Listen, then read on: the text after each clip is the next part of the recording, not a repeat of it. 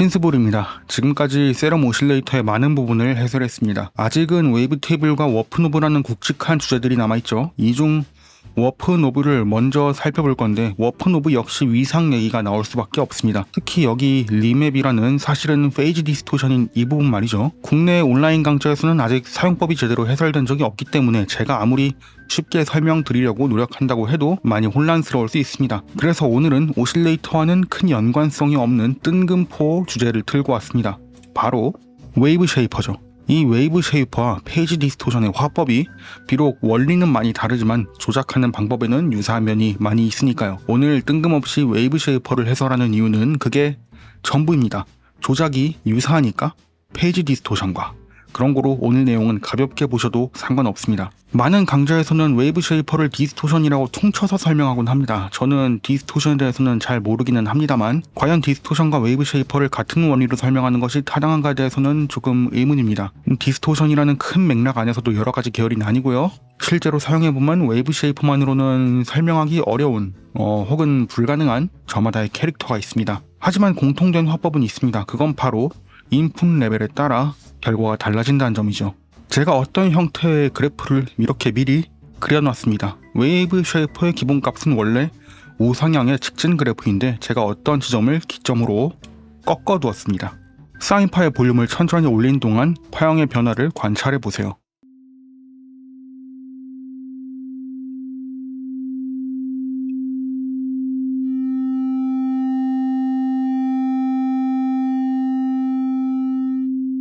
볼륨이 작을 때는 사인파의 원형을 유지하지만 볼륨이 커지면서 제가 미리 꺾어놓은 이 특정한 구간을 넘어가면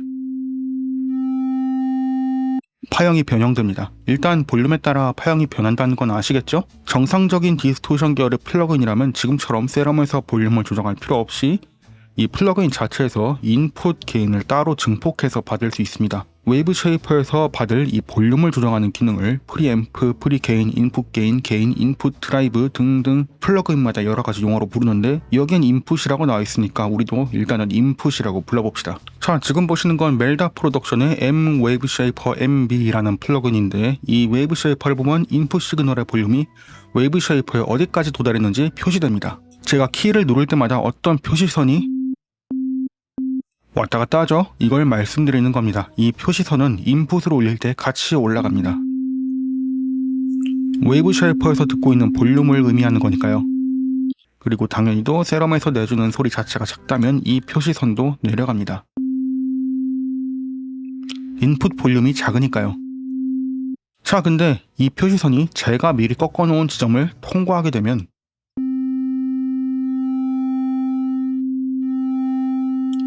파형이 변합니다. 우리가 흔히 얘기하길 소리가 너무 크면 찢어진다고 하죠. 이걸 클리핑이라고 얘기하는데요. 많은 플러그인에서 보통은 이런 방식으로 클리핑을 알려주고 있습니다.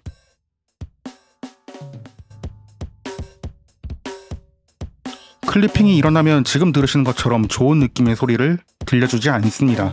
그리고 우리가 실제로 듣고 있는 건 이 파형에서 미처 표시되지 못하고 잘려나간 이 파형의 모양대로 듣고 있는 겁니다. 하지만 클리핑을 의도적으로 일으켜서 활용할 수 있다면 이야기가 좀 다르겠죠. 이제 슬슬 이 웨이브 쉐이퍼 그래프로 제가 무슨 일을 한 건지 눈치를 채셨겠죠? 저는 방금 사인파를 의도적으로 잘라내서 클리핑을 일으킨 겁니다. 하지만 이 그래프가 의미하는 건 뭘까요? 일단 설명을 위해서 적절한 인풋 값을 찾아보겠습니다. 아무 생각 없이 사인파를 눌렀을 때 표시선이 0dB에 가까울수록 좋습니다.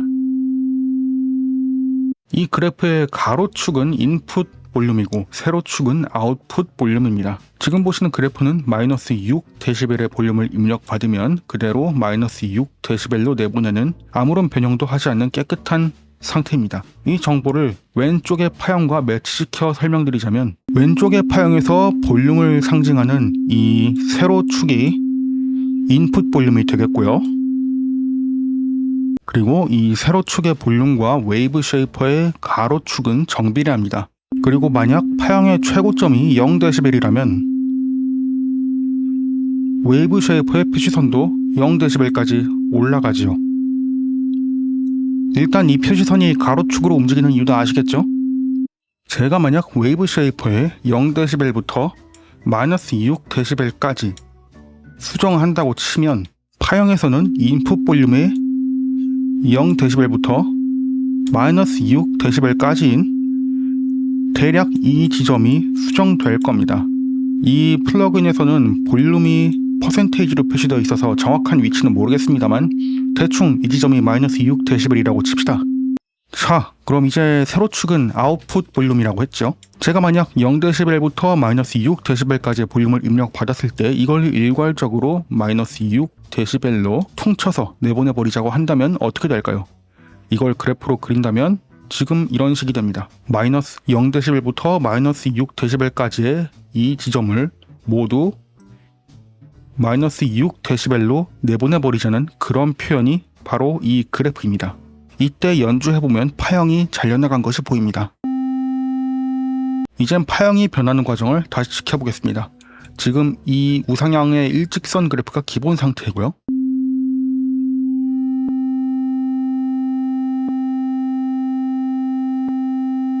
이해가 가십니까? 마이너스 6dB 이상의 영역인 이 영역을 전부 마이너스 6dB인 셈 치고 출력해버리자 라는 뜻입니다. 이번엔 반대로 마이너스 6dB 이하의 볼륨을 전부 무음인 셈 치고 출력한다면 어떻게 될까요?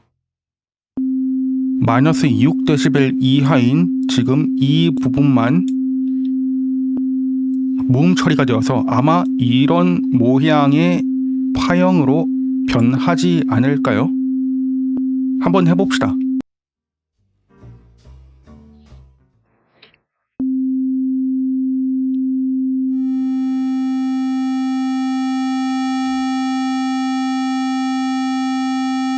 네, 정확히 예상한 대로죠.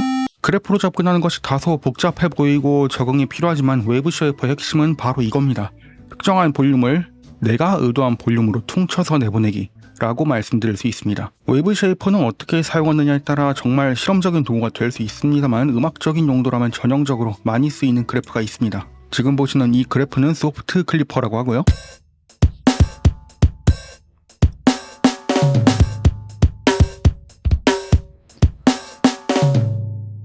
그리고 지금 보시는 이 그래프는 하드 클리퍼라고 하고요.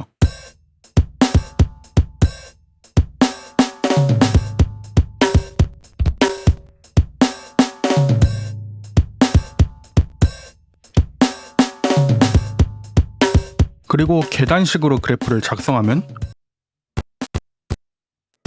상당히 퍼지한 사운드가 만들어집니다. 지금까지 예시로 함께 살펴본 이 멜다 프로덕션의 웨이브 쉐이퍼는 다소 고전적인 느낌이 나긴 하지만 여기 아웃풋의 서멀 같은 경우에는 이미 만들어진 그래프를 다수 제공하고 있어요.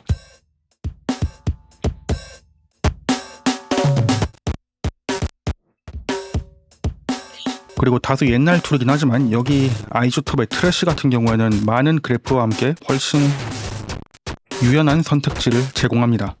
그리고 지금 강좌를 진행 중인 세럼에도 마찬가지로 웨이브 쉐이퍼가 있죠. FX 페이지로 가셔서 디스토션을 활성화하시면 이게 바로 웨이브 쉐이퍼입니다. 지금까지 우리가 웨이브 쉐이퍼를 통해 살펴본 이 인풋이라는 도구가 세럼에서는 드라이브라는 이름으로 있고요. 자, 이번 영상에서 설명드린 것이 웨이브 쉐이퍼의 모든 기초 설명은 아닙니다.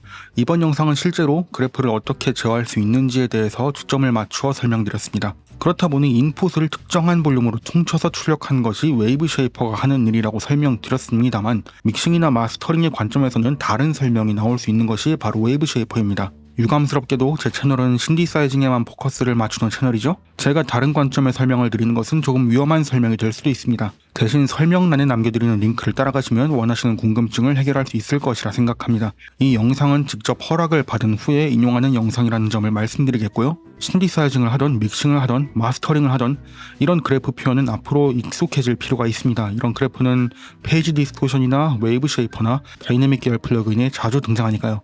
새해 복 많이 받으시고요. 너무 많이 받으셨으면 저한테 조금 나눠주시고요. 신스부르였습니다.